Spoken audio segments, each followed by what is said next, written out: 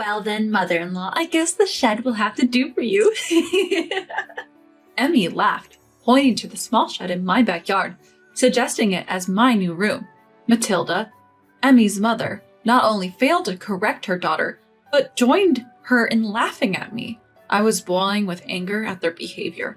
It was bad enough with Emmy alone, but now Matilda, an outsider, was conspiring to kick me out of my own home?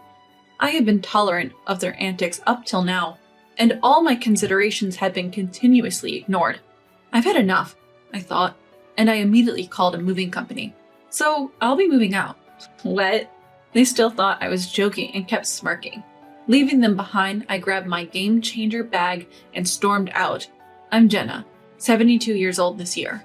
After my son got married and moved out, I divorced my husband. Living alone in his house, a part of the divorce settlement that was once full of family life, I cherished the peace. One day I got a call from my son Trevor.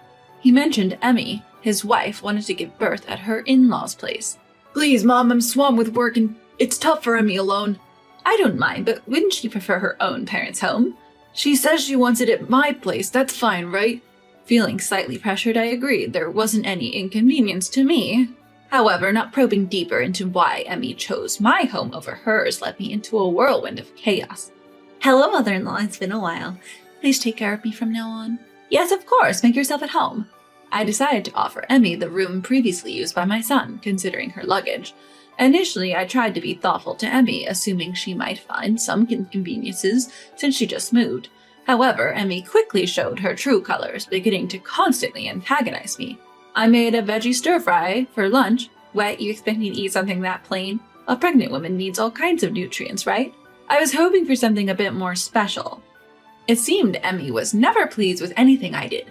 From the day she moved in, she found things to nitpick. She'd complain about the meals I made, said my cleaning was too loud, and had various other grievances.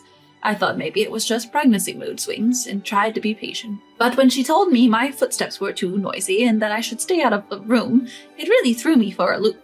Moreover, she used the excuse of feeling stressed in this house to go out for a walk and come back with a beer in hand. Even after numerous warnings about alcohol during pregnancy, she'd blame me for her stress and somehow turned it into my fault. You really have a knack for stressing people out, don't you, mother-in-law? I'm just doing what's normal and I haven't even said much. Playing that I'm not in the wrong card again? If you're so stressed out, it's not good for the baby. Maybe you should consider moving back to your parents' home. Emmy would frequently criticize me with a snarky tone. When I'd ask if I had done something wrong, it seemed she simply didn't like that I wasn't doing everything she wanted. She never helped with meals or chores and acted like she was some sort of princess who deserved to be waited on hand and foot. Of course, I wasn't going to entertain such behavior, which only seemed to escalate her antagonism. Oh great, it's sad for the grandchild to have a stress-inducing grandmother like you. That's when I realized the real reason Emmy wanted to give birth at our place. Her haughty attitude was something even her own parents couldn't handle. Hey, Trevor, about Emmy. Yeah, about that. Try to get along, okay? My son Trevor had a hectic work schedule and could only visit us on weekends. So I thought he should spend his brief stays bonding with Emmy. However, as Emmy's attitude got worse and worse, I couldn't stand it anymore and approached Trevor for advice. But it seemed that Emmy had already painted me in a bad light to him, and Trevor's response was pretty cold. Emmy's pregnant. Let her do what she wants sometimes. You mean it's kind to serve alcohol to a pregnant woman? I didn't say that, just occasionally cook something she craves. Had the clueless mother-in-law perhaps suggested to her son Trevor to say that to me? Yet Emmy criticized the meal I'd prepared, considering her pregnant state as subpar. She completely ignored my consideration for her. Even when I explained that it was impossible, she didn't try to meet halfway, Trevor wouldn't listen. Anyway, Emmy's belly is big now, don't stress her out. Trevor, please listen to my side too. What's your problem with Emmy? Have you become a spiteful mother-in-law? To Trevor, Emmy's behavior probably seemed like some kind of pregnancy blues. In fact, Emmy was only calm when Trevor was around. But there was no way I could get along with Emmy, who clearly looked down on me with malice and kept trying to boss me around. Yet I was flabbergasted by Trevor's attitude, who, consumed by his work, wouldn't listen and shifted the blame onto me. Taking advantage of the fact that Trevor rarely visited due to his job, Emmy's actions, seemingly designed to trample over my goodwill, increased. Mother-in-law, there are some baby items I'd like. Really? They're a bit expensive from a brand, but maybe you can buy them as a gift from you? What Emmy showed me was a catalog for a baby stroller and crib that cost a whopping $1,000. Though I hesitated at the price, I agreed since it was a gift. I offered to buy them after the baby was born, but she insisted on getting them immediately, so I ordered them online as she requested. But I shouldn't have let her manipulate me like that. Emmy personally received the package delivery and seemed to have discussed something with the delivery person, having it sent elsewhere. "Oh, did you send it to your house? If you'd told me, I would have sent it there from the start." "No, that's not what happened." Emmy showed me something on her phone with a cheeky grin. At first I didn't get it, but it looked like Emmy had sold the baby items I bought online to someone else. "Why would you do that? They weren't the things you said you wanted." "Well, you got the wrong items, didn't you?" "Please get it right next time for my cute grandchild, okay?" Without even checking what was inside the delivered box, Emmy shamelessly said I got the wrong items and laughed gleefully. "I sold them for a good price. What should I buy with this money?" she mused out loud with a smirk, making sure I could hear. If she had received the wrong items, she could have simply returned them. It seemed she just wanted to annoy me, and she made it a point to let me know that. Seeing such a clear malice, I was at my wit's end. The final straw came about a month after she moved into our home. "Hello, I'm coming in now." "What? Why the sudden visit?" I was relaxing in the living room after lunch when the doorbell rang out of the blue. I wasn't expecting any visitors. When I opened the door, there stood Matilda, Emmy's mother. Emmy told me she felt lonely and needed some company for the birth. "Oh, I see. I'm sorry. Emmy didn't mention anything." "Of course she didn't." Matilda gave me a condescending smile and waved cheerfully to Emmy, who emerged from the back of the room. Without wasting any time, Emmy turned to me and made a shocking statement. "Well then, mother-in-law, since you're in the way, how about staying in the shed?" "Excuse me?" Emmy, with a grin, suggested that I use the little shed in our backyard as my room. Matilda didn't reprimand Emmy for the remark, but just laughed along with her. "I don't want someone who's mean near me during such an important time as my daughter's birth." "Well, then shouldn't she just stay at your place?" "See, this is the kind of things mother-in-law says."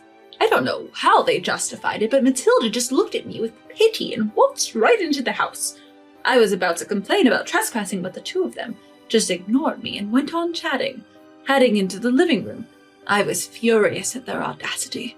If it was just Emmy, maybe, but even Matilda had the nerve to barge into someone else's home and without a greeting tried to kick out the homeowner, me. Having had enough of these two who wouldn't listen to a word I said, I defiantly grabbed my cell phone and called a moving company. "So I guess I'm moving out." "What?" They seemed to think I was joking, still laughing dismissively. But soon enough, to my luck, I managed to find a moving company. Seeing the moving truck pull up, they panicked and tried to stop me. "Wait a minute, mother-in-law, what are you thinking?" "Well, you said the nasty mother-in-law is a bother, right?"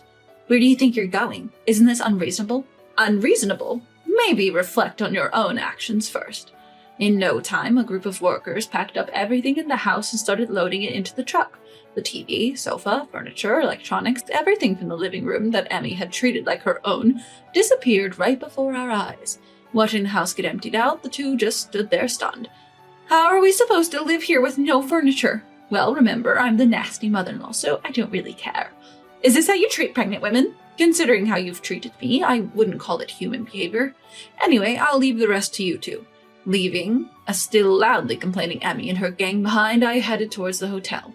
The luggage I had hastily removed was temporarily taken care of by the storage service, so I decided to enjoy a rare day out. For a while, my phone was flooded with calls from Emmy, but I ignored them, relishing my moment of freedom. After a relaxing dinner, I finally took a call from Trevor, who seemed to have finished his work. "Hey, Mom, what's the deal?" "Really, Trevor, I don't remember doing anything to deserve being yelled at over the phone." It seems like Trevor had also heard some twisted version of events from Emmy. I filled him in about Emmy's mother unexpectedly barging into our home, and now they tried to kick me out into the shed, but Trevor brushed off my side of the story, insinuating that it was some fiction spun up by my cunning daughter-in-law. "Emmy said you'd been mean to her all along, and she had no choice but to seek help from her mother." "Well, if that's the case, shouldn't she have gone back to her own home? Why drag her mother to mine?" "You must have pulled some trick to stop Emmy from leaving." I felt a headache coming on dealing with Trevor's baseless accusations. Cutting him off as he went on about not understanding why I'd leave Emmy with her family, I said, looking at something I'd prepared earlier, "If you're so sure about all this, you have some evidence to back it up, right?" What evidence? What are you talking about? You can't possibly make your mother the villain without a shred of proof, right? All I need is Emmy's word. That's ridiculous. I was ostensibly kicked out based on such ludicrous claims. I sternly rebuked Trevor and told him to come to our house over the weekend. Intent on confronting those who painted me as the convenient villain, I decided to return home the following Sunday. Oh, have you come back so soon with regrets? As I approached our eerily quiet house, Emmy acted like she owned the place, greeting me with her typical audacity. I wondered how she was managing in our home stripped of all its furniture. It appeared that Trevor had brought in bedding and other items by car from his house. If you give back the furniture and appliances now, maybe I'll forgive you. Why should I give back what was originally mine? Showing no signs of remorse, I called over Trevor and Matilda, producing an item I had taken from our home. It was my personal video camera, which had been secretly recording Emmy's usual behavior. What's that? As you can see, it's a video camera. It captured your usual attitude quite well. With that, I pressed the play button. The sound of Emmy's voice echoed loudly in the living room, making all three of them turn pale. Mother-in-law, are you really going to make a pregnant woman eat such poor food again today? It's a meal considering the nutrients a pregnant woman needs. I wouldn't recommend the fried chicken you always buy from the grocery store. Still, I wish you'd let me eat something better. At first, it was just bratty conversation, but as it continued, both Trevor and Matilda were glued to the screen, watching Emmy's deteriorating behavior. Is Trevor always working because he's an incompetent son who can't do his job? How can you talk about your own husband that way? But isn't it true? So engrossed in attacking me, there were scenes where Emmy didn't hesitate to hurl verbal abuse at Trevor. Another scene showed her complaining about Trevor on the phone in the living room, loud enough for me to hear. Emmy desperately tried to stop the video, but Trevor intervened. Cornered by Trevor, she became flustered. What the hell is this, Emmy? Didn't you say my mom was bullying you? This isn't what it looks like. What's different? How could you say such terrible things? While Emmy, cornered by the two, was searching for a way out, I continued playing the recording. It clearly captured the conversation about the $1,000 baby item she had previously forced me to buy. Unable to stand it anymore, Emmy lunged at me, screaming loudly, "Why are you doing this? Why did you even record this? This is a breach of my privacy." "But Emmy, you lied. You told me Mom was taking the money I gave you. What did you really use it for?" "I can't believe this. I came here to protect you from your mean mother-in-law, and you do this?" "I keep telling you it's not like that. I haven't done anything wrong." They kept arguing back and forth, each blaming the other. Tired of watching them justify themselves and hurl insults at each other, I raised my voice as loud as the three of them combined. "Enough is enough." What's going on, Mom?" "This isn't about what's going on. You come into someone's house, do as you please, and without evidence you accuse them. Shouldn't you apologize to me first before defending yourself?" I'm sorry, Mom. Mrs. Jenna, I truly apologize." "Why should I? If you think you did nothing wrong. Should I let others watch this and decide?" "I apologize." Watching the three of them finally understand the truth and realize their mistakes, I felt a sense of relief. A few days after the confrontation, I heard that Emmy decided to give birth at her parents' house. Apparently, Matilda had only heard Emmy's side of the story and was furious, saying, "My daughter has embarrassed me." As a result, Emmy wasn't pampered like she was at my place and was going through a tough time with her pregnancy. As for Trevor, he was furious at Emmy for deceiving him and was considering divorce. Though it wasn't really my place to get involved, I was taken aback by the call I received from Trevor under the guise of seeking advice. "I'm thinking of getting a divorce and living with my kid. What do you think?" "What do I think? First off, how do you plan on managing that with your busy work schedule?" "I was thinking Mom could help us out a bit." "You've got to be joking. That's a hard no from me." Trevor, seeming to have never expected my refusal, persisted. "It's your cute grandchild, you know." I held my head in exasperation at Trevor's convenient argument. "Oh, you mean the grandchild of the son who doesn't listen to his mother and the daughter-in-law who tried to defame someone with lies?" "Don't talk like that. The child isn't to blame. You didn't call me the nasty mother-in-law, right? With such a grandmother, you'd be worried about what she might do to her grandchild, wouldn't you?" Seeing my intentional spite, Trevor realized any further arguments would be in vain and backed down. With the matter settled, I promptly ended the call. "It's true, the child who's about to be born isn't to blame, but I'm under no obligation to care for them." I decided to decline promptly, not wanting to get involved with Trevor or Emmy again because of the grandchild. However, maybe I could send some sort of gift. The $1,000 I was made to spend on baby items by Emmy was later refunded to me by Matilda. With that money, I decided to replace the sofa that Emmy had taken over, which had left a bitter memory.